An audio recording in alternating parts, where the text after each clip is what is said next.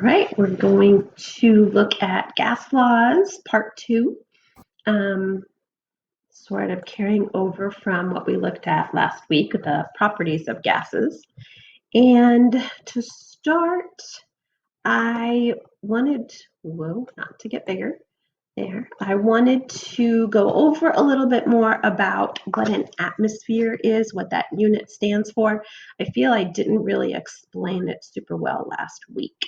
So just one more here through for that for you. So we said that originally we measured pressure with a barometer. It was that upside down glass tube with mercury in it. We would measure how high the mercury is, and that was sort of our unit.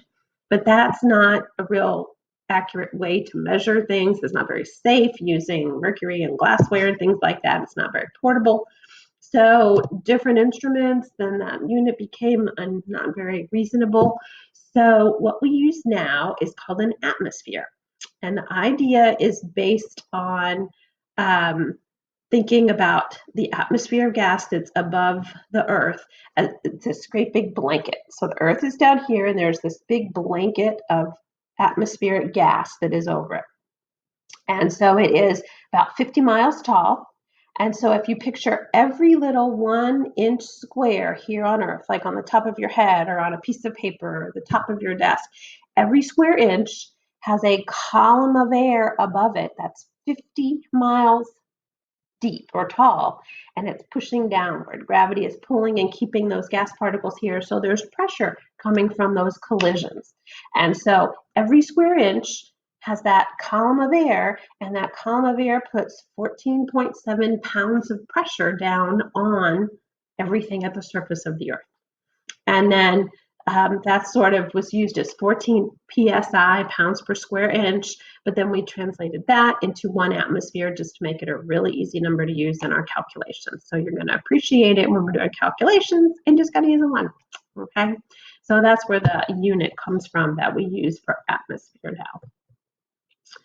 Now I changed my picture and not my slide. Let's see. Okay, so we are going to need to learn how to work this program a little better. Previous slide. Just wanted to get my face out of the way again. So the first gas law that we're going to talk about is Boyle's law, and it looks at pressure and volume. And before I do this screen, I wanted to sort of draw some pictures and show you a little bit that way. So there we go. All right, so let's try this. So I know you have missed my artwork from class. So I've drawn here a landscape, and we've got way out of focus. Better. All right. So we have ocean, and then sort of beach, and then we have a mountain. All right.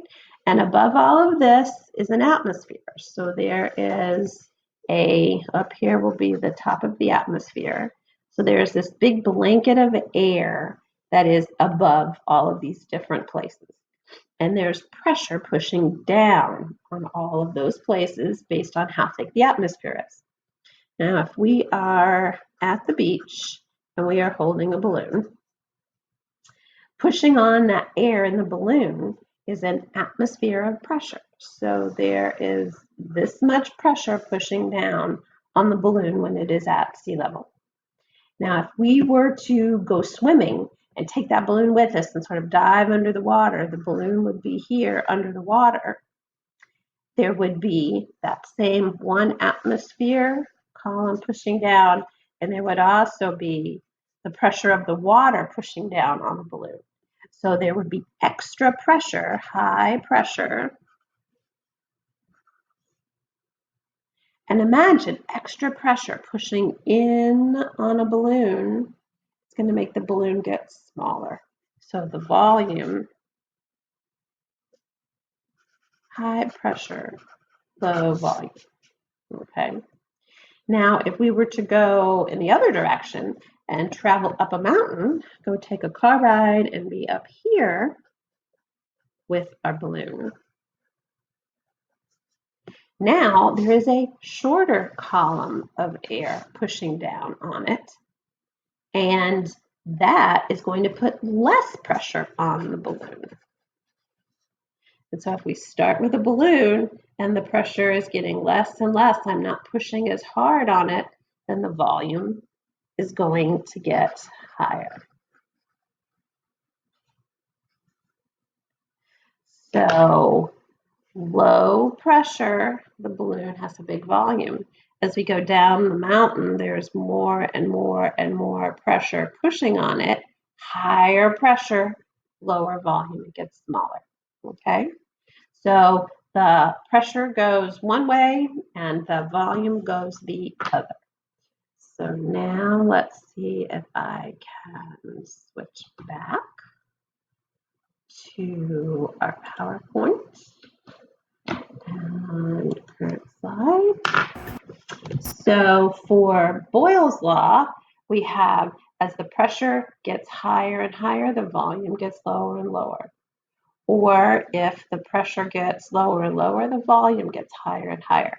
They're going in opposite directions, and that's shown with the blue arrows.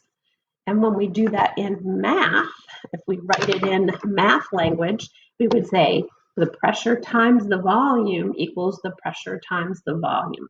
And we say P1 V1, so that would be saying like the pressure and volume at the first situation at the beach. Multiply those two numbers, you're going to get an answer. Go up the mountain, measure the pressure and the volume, multiply those two numbers, you get the same answer you had when you were at the beach. So the relationship stays the same because of how pressure and volume interact. So P1 V1 equals P2 V2. That is the formula for Boyle's law. And that would apply to things like the Marshmallow Peep. It would apply to a balloon up and down a mountain, different places where the pressure and the volume are interacting. Now, the second gas law that we talk about is Charles' law.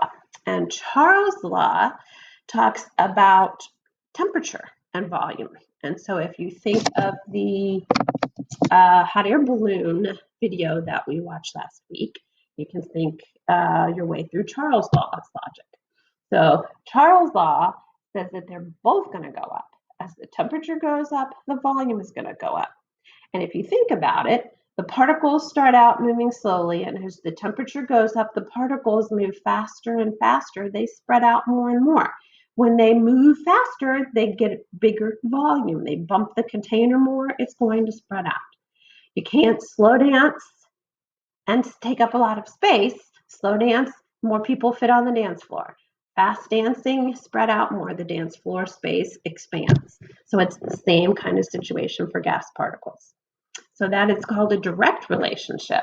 Temperature up, volume up. They go the same way, up or down. So we show that in math with a ratio, a proportion.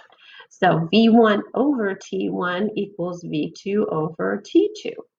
So it's shown that way because they go together. Whereas Boyle's law, they went opposite directions. We would show with multiplication. Now, change my picture again. Those situations have only one thing changing. A lot of times in the real world, everything is changing. It's hard to control for everything. So we combine these laws into what's called the combined gas law. It puts Charles and Boyle's information together into one formula. So we have pressure, volume, and temperature all interacting and changing at the same time. And that's a little more realistic, the way things are in the real world. So the formula is written here right next to my picture. P1 V1 over T1 equals P2 V2 over T2. The pressure, volume, and temperature at one situation. We have a balloon and we measure pressure, volume, and temperature. And then we travel somewhere else. We measure that same balloon's pressure, volume, and temperature. Those numbers will all change, but in relationship to each other, they stay the same. So that's the idea of the combined gas law. So the formula is written this way. P1 V1 over T1 equals P2 V2 over T2. but we're going to be using it in a calculation. We're going to solve problems where it says, what's the new pressure going to be, or what will the temperature go to? So we want just one variable on one side of the equation. So here I have solved the formula for P2, V2, and T2. What's the new pressure, or what's the new volume, or what's the new temperature? And so, and I will come back to this slide at the end so you can pause it and write all these down in your notes. But what the next step will be is I was going to have you make a foldable, and that foldable is going to help you organize all of these laws and all of the variables and keep everything sort of together. So that is where you should go next. Make the foldable, and that will organize so that you can do the calculations in the gas law PowerPoint part 3. So here's that little final slide. If you want to pause everything and write these in your notes, then get some things together so that you can make a foldable, or at least make a list. So you need paper. If you want scissors, you could cut the foldable to make the flaps. Colored pencils or just in pen, however you want to do it.